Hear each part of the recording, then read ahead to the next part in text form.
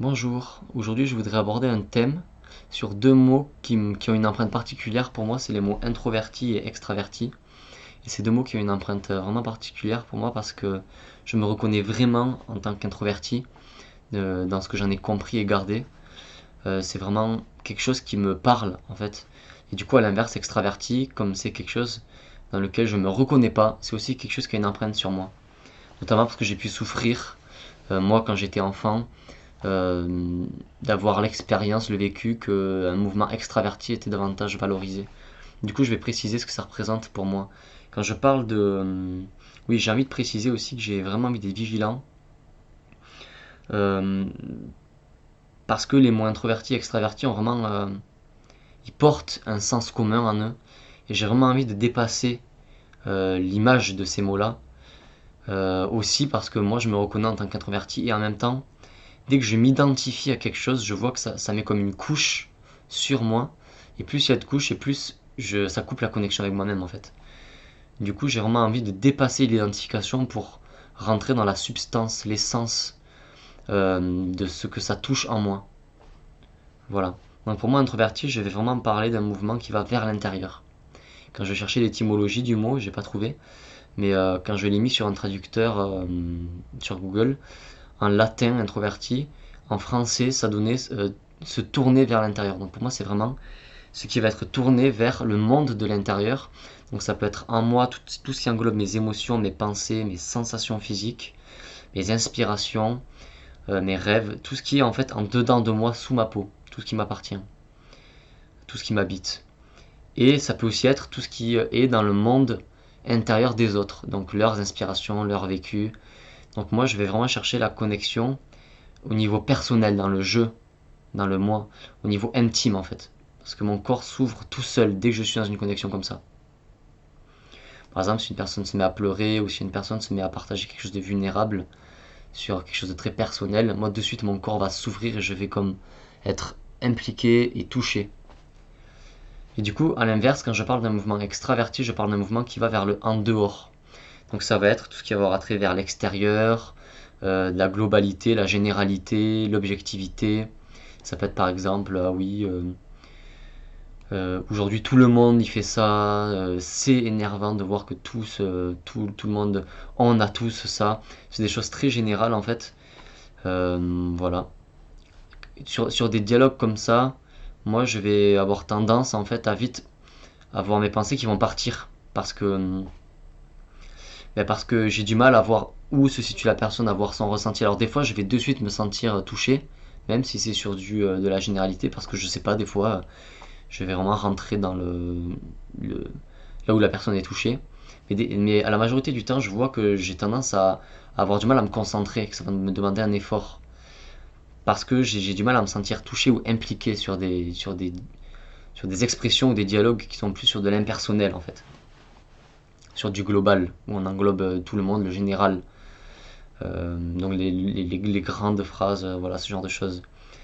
Et, euh, et du coup, pour moi, extraverti, c'est vraiment le cliché du repas de famille que moi j'ai pu vivre à des moments, dans des repas que j'ai fait, que ce soit avec des amis ou voilà. Des repas où en fait on va parler de plein de choses, mais il va pas y avoir de vraie connexion. Et moi, c'est comme si en fait à la fin du repas, j'étais avec des gens que j'appréciais et je les avais pas rencontrés, je les connaissais pas, on avait parlé que de choses, mais on s'était pas vraiment rencontrés. Et moi, du coup, quand je fais cette expérience, ben, c'est vraiment, ça me nourrit pas en fait. Donc c'est en ça que je dis, pour moi, vraiment, le mouvement extraverti, c'est vers l'extérieur. Il y a aussi, par exemple, le passage à l'action. Pour moi, introverti, ça va être de la connexion, et extraverti, c'est dans l'action. Moi, j'ai du mal avec le passage à l'action parce que je sais pas pourquoi, mais j'ai souvent l'impression que si je passe à l'action, ça va me couper de ma connexion. Et du coup, souvent, c'est difficile pour moi, c'est sensible, le moment de passer à l'action. Donc voilà. Et en même temps, j'ai vraiment envie de préciser que pour moi, j'ai envie de préciser deux choses que moi vraiment en me reconnaissant en tant qu'introverti, j'ai beaucoup souffert de mouvements extravertis où j'ai pu me comparer, où on a pu me dire soit plus comme ça, soit moins comme tu es. Et du coup, j'ai vraiment tendance à avoir une blessure à ce niveau-là et du coup à juger en fait les extravertis et à vouloir me mettre au-dessus, comme je le disais dans une vidéo que j'ai faite. Euh, C'était la vidéo sur le pouvoir de la vulnérabilité. Et, euh, et du coup, c'est vraiment quelque chose qui m'est personnel. Et en même temps, justement, j'ai vraiment envie de faire attention à pas transmettre l'idée. Il y a ma copine et mon chien qui rentrent. Du coup, si vous entendez du bruit, c'est ça.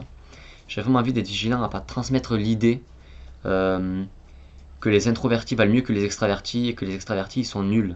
Et que c'est que des gens mauvais. J'ai vraiment la conviction que introvertis et extravertis, c'est des mouvements qui apportent des choses différentes et il y a vraiment de l'ombre et de la lumière dans les deux. Il y a vraiment de l'agréable et du désagréable, voilà, du positif et du négatif comme dans la vie en fait. Il y a les deux côtés. Et du coup, j'ai vraiment envie d'être vigilant à pas transmettre l'idée qu'extraverti c'est moins bien qu'introverti. Voilà. Euh, du coup, ouais, par exemple, une autre idée qui me vient pour différencier les deux, c'est l'idée du voyage. Moi, j'ai grandi avec l'idée que voyager, c'était très bien pour apprendre à se connaître, à connaître les gens, à apprendre des choses. Et moi, bon, j'ai voyagé avec ma famille, mais j'ai jamais eu l'intention, j'ai jamais voyagé dans un pays tout seul, en fait. Ça m'a jamais parlé.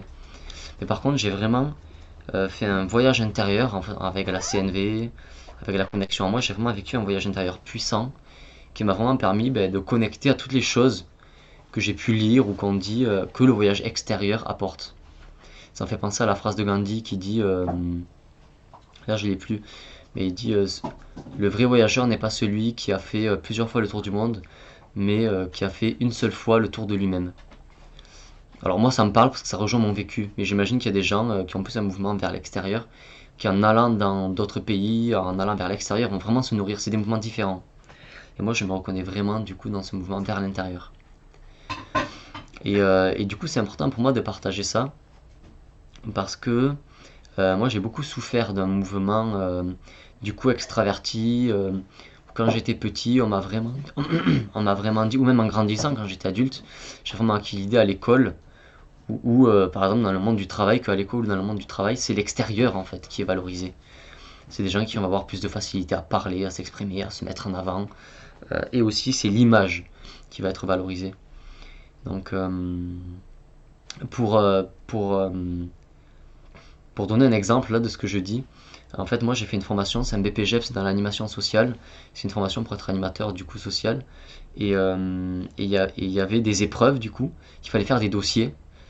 Parce que je sais que dans cette formation, ils avaient l'intention de dépasser le cliché que l'animateur a du mal avec les mots.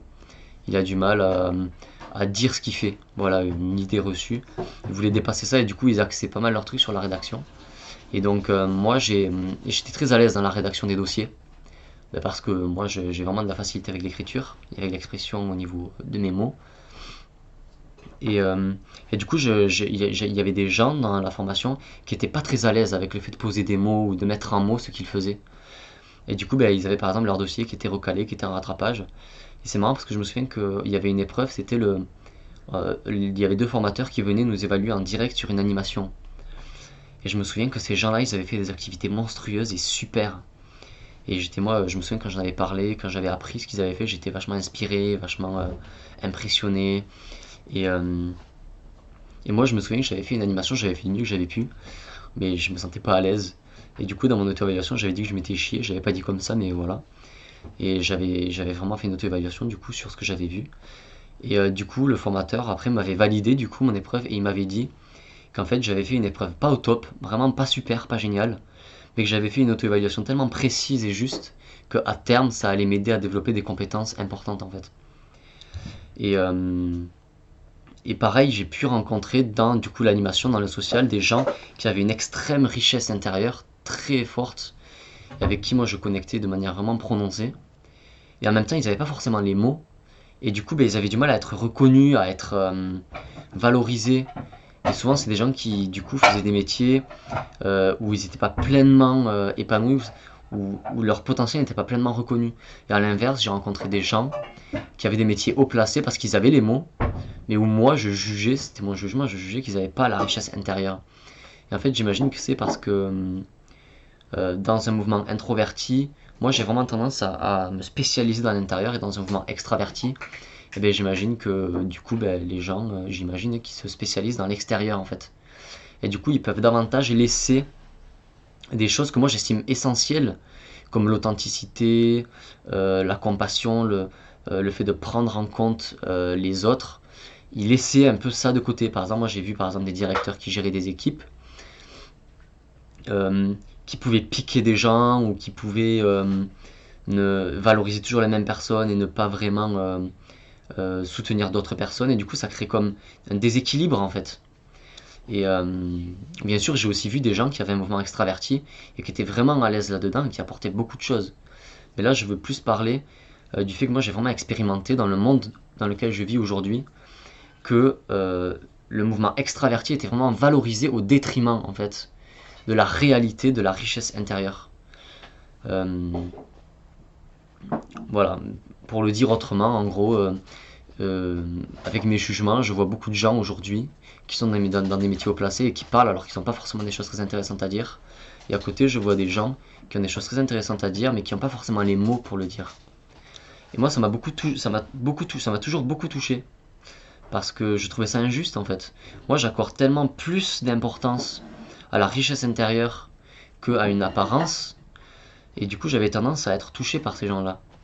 Et, et à l'inverse, je vois qu'aujourd'hui, ouais, ce qui est valorisé, c'est plus des gens comme moi, en fait, par exemple, dans l'animation, qui vont avoir tendance à faire des dossiers qui vont être impeccables, mais où j'ai pas vraiment une compétence d'animateur, où je suis pas vraiment doué, moi, en tant qu'animateur, parce que c'est pas mon truc. Que dans l'action, je suis pas très compétent. À l'inverse, d'animateurs qui sont vraiment compétents, qui font leur métier, moi je trouve, avec une qualité extraordinaire, mais comme ils n'ont pas les mots pour le dire, ils vont pas vraiment avoir les diplômes ou la reconnaissance pour ça, et du coup ils vont se retrouver à rester dans un milieu où ils vont pas pouvoir pleinement exploiter leur potentiel. Et j'ai toujours trouvé ça injuste. Là j'ai pris l'exemple de l'animation, mais je suis sûr qu'il y a d'autres exemples dans d'autres milieux. Et ce que je veux dire du coup quand je dis ça, c'est vraiment que moi, j'ai vraiment envie du coup de participer à comme faire ressortir la richesse intérieure, comme rééquilibrer. Et parce que moi j'ai vraiment envie de vivre dans un monde où c'est l'intérieur qui prime et où ce qu'on a à l'intérieur va vraiment pouvoir se mettre au monde pleinement, plutôt qu'un monde où on va vivre, où en fait c'est des gens qui vont, parce qu'ils ont une belle apparence, ils vont être valorisés, alors qu'en fait à l'intérieur ils en prennent pas forcément soin et du coup c'est pas forcément très ajusté. Voilà. Donc c'est vraiment ce que j'avais envie de partager autour de ces deux mots qui ont une empreinte particulière pour moi parce que je me reconnais vraiment dans un mouvement introverti et aussi dans un mouvement extraverti où j'ai vraiment moi pu observer que dans la société aujourd'hui, moi j'ai vraiment le deuil de voir du coup que c'est vraiment... Moi j'ai vraiment l'expérience, j'observe vraiment que c'est soutenu, euh, voilà, l'apparence plutôt que l'essence en fait. Moi j'ai vraiment envie du coup de participer ouais, à donner une voix en fait aux gens qui ont vraiment une essence, une richesse intérieure prononcée et parfois tellement prononcée que le chemin vers l'extérieur, vers le monde, il est difficile. Moi par exemple ça a été très difficile pour moi d'en arriver à prendre la parole. Là par exemple en vidéo sur YouTube ou la parole en public. Ça a été très difficile parce que c'était un chemin qu'on n'a pas pu m'apprendre parce que moi, dans l'éducation, je veux dire dans l'école ou dans le développement que j'ai eu au niveau de l'école du travail, c'était très extraverti et du coup il a fallu que j'apprenne tout seul ce mouvement-là. Et du coup ouais, j'aimerais vraiment participer à montrer qu'il y a un autre chemin pour arriver à s'exprimer, à s'épanouir, qui passe davantage par l'intérieur et l'essence quoi. Et est-ce que j'avais pas quelque chose d'autre à dire aussi? Comme c'est un sujet qui a vraiment une place particulière dans mon cœur, j'ai vraiment envie de pouvoir tout dire. Donc j'ai envie de voir si j'ai tout dit. Et non, oui, voilà.